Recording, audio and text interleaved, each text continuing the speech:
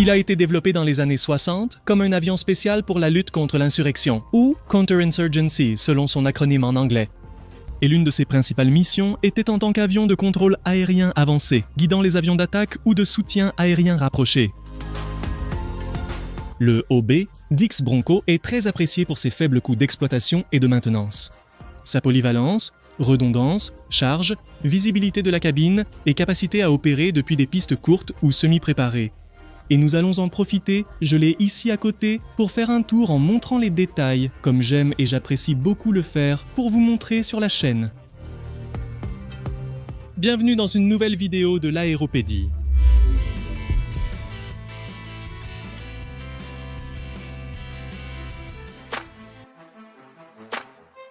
L'avion a été conçu initialement au début des années 60 par le corps des Marines des États-Unis. Quand on cherchait un avion de soutien aérien rapproché, simple et résistant, intégré aux opérations terrestres avancées. À ce moment-là, l'armée des États-Unis était encore en train d'expérimenter avec des hélicoptères armés et la force aérienne des États-Unis n'était pas intéressée par le soutien aérien rapproché.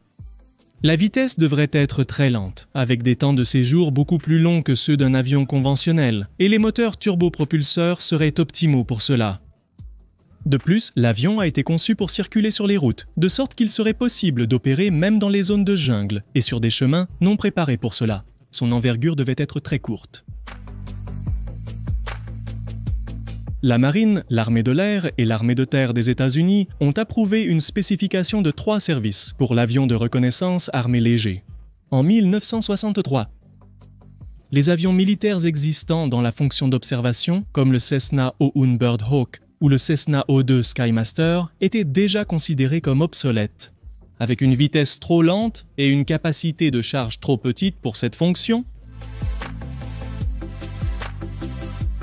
les 3 services croyaient qu'ils avaient aussi un compartiment de chargement, qu'ils volent au moins à 560 km/h et décollent en moins de 250 mètres, et aussi qu'ils transportent une bonne quantité d'armement léger. 11 propositions de différents fabricants ont été présentées, y compris la version de Grumman, le modèle 134R, avec des sièges en tandem de LOB-1. Mohawk de l'armée des États-Unis, ceux de Beechcraft, Goodyear, Douglas, Convair, Elio Martin et Lockheed. Et le dernier, une conception conjointe entre North American Aviation et Rockwell. Et c'est celui-ci qui a été sélectionné en août 1964 pour fabriquer 6 prototypes. Convair a protesté contre la décision. Et de toute façon, il a construit un prototype de petite aile du Charger, modèle 48, qui avait un design similaire. Et il a même réussi à surpasser l'OB-10 dans certains aspects. Mais il s'est écrasé le 19 octobre 1965 après 196 vols d'essai et Convair a abandonné la compétition. Le Bronco a commencé à voler au milieu du programme d'essai du Charger, le 16 juillet 1965. Et il est devenu l'un des principaux avions counterinsurgency des 30 prochaines années. La caractéristique visuelle distinctive du Bronco était la combinaison des bras jumeaux avec le stabilisateur horizontal qui les relie. Il peut effectuer des décollages et des atterrissages courts, même sur des porte-avions et des navires d'assaut amphibies à grand pont, sans utiliser de catapulte ni de câble d'arrêt. Les réparations peuvent se faire avec des outils courants, sans équipement au sol pour démarrer les moteurs. Si nécessaire, les moteurs pourraient fonctionner avec de l'essence pour voitures à haut indice d'octane, avec seulement une légère perte de puissance. Ils pouvaient voler pendant 5 heures et demie avec des réservoirs de carburant externes pour rôder autour des points d'intérêt. La cabine offre une très bonne visibilité pour un pilote et un copilote en tandem qui est plus large que le fuselage. Sans le deuxième siège, il peut transporter 1500 kg de charge, 5 parachutistes ou 2 brancards de patients et un assistant.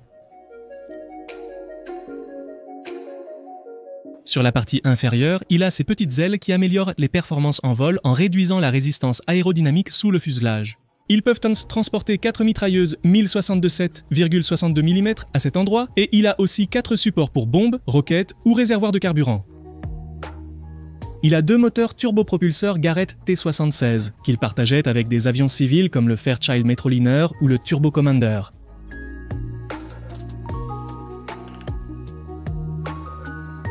Il s'agissait d'un design bimoteur à aile haute. Il avait un poids maximum au décollage de 6650 kg et il avait une portée de combat de 367 km ou de ferry de 2200 km.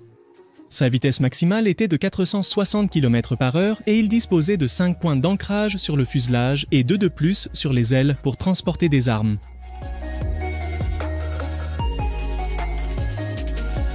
Pendant la guerre du Vietnam, l'OB-Dix a servi dans l'armée de l'air, les Marines et la marine américaine. Perdant 81 avions au total, mais aucun pilote qui a survécu après avoir quitté l'avion. Ils étaient principalement utilisés comme contrôleurs aériens avancés, guidant les avions d'attaque ou de soutien aérien rapprochés vers l'objectif qu'ils trouvaient. Les forces aériennes n'aimaient généralement pas le Bronco, parce qu'il volait bas et lentement, comparé à un avion à réaction. De plus, en tant que contrôleur aérien avancé, il était très vulnérable à l'artillerie antiaérienne. De sorte qu'il n'a rempli aucune des missions que l'armée de l'air a développées pendant les années 80 et a été retiré du service. La marine, en revanche, a opéré au Vietnam d'avril à octobre 70. Et ils l'ont utilisé comme un avion léger d'attaque au sol, pour l'interdiction, la logistique ennemie et pour le soutien aérien des Marines SEALs et des bateaux fluviaux. L'appareil a réussi dans ses rôles, et avec l'infanterie de marine des États-Unis, ils ont continué le service jusqu'à leur retrait. Ce n'est qu'en 1994 que le Bronco a effectué de l'observation, du contrôle aérien avancé, de l'escorte d'hélicoptères, du reconnaissance armée, du transport aérien léger et de l'attaque terrestre limitée. Un prototype au Vietnam, conçu pour générer de la fumée, a eu un grand succès, et ceux qui l'ont évalué l'ont maintenu en service pendant plusieurs mois.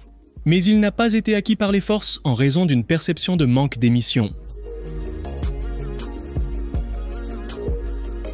Bien que l'appareil ne soit plus utilisé aux États-Unis, d'autres pays l'exploitent toujours. Il est dans l'inventaire actif aux Philippines, en Indonésie, en Thaïlande, au Venezuela et en Colombie, où il est la première ressource pour les opérations légères contre les guérillas ou counter-insurgency, contrôle des frontières, patrouille anti-piraterie, contrôle aérien avancé, surveillance, recherche et sauvetage. D'autres pays qui l'ont utilisé auparavant étaient l'Allemagne et le Maroc. Il y a également eu plusieurs utilisations civiles, surtout aux États-Unis.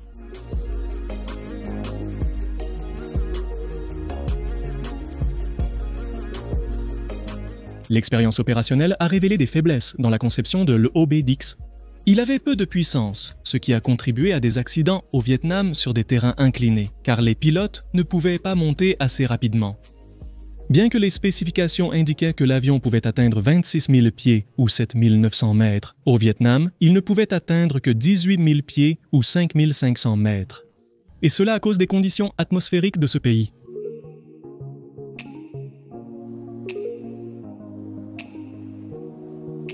Nous allons faire un walk-around ou une promenade autour de l'avion pour vous montrer différents détails qui ne sont généralement pas visibles dans les vidéos YouTube. Cette cabine est conçue pour offrir une grande visibilité et comprend des panneaux latéraux qui s'ouvrent vers le haut. Le pilote a un viseur de tir de bombardement aussi adapté pour les roquettes. Toute cette partie avant du pare-brise est blindée. Les Broncos ont leur tube pitot pour mesurer la vitesse relative de l'air de l'avion ici à l'avant. Voici une lumière d'atterrissage et de taxi située à l'avant de l'avion, à l'extrémité d'essai. Le train d'atterrissage se rétracte vers l'avant et en bas.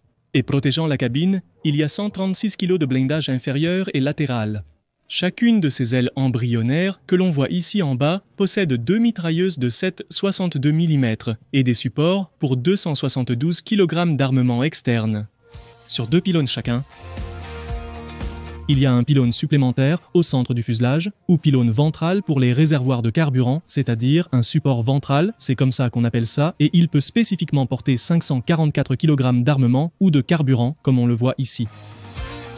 Ce sont les supports d'ailes qui peuvent porter jusqu'à 227 kg d'armement, comme des lance-roquettes, des bombes, comme on le voit ici, ou même des missiles RR pour l'autodéfense. Sur les longerons de la queue se trouve une partie de l'avionique, et il peut également transporter des fusées éclairantes chaff lorsqu'il est menacé par des missiles radar infrarouges.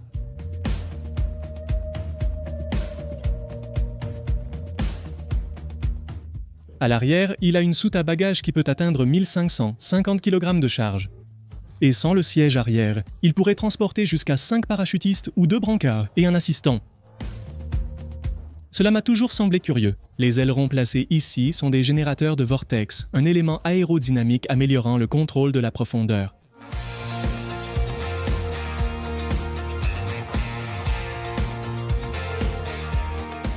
À la prochaine, je suis Marcos et vous regardez l'Aéropédie du monde de l'aviation.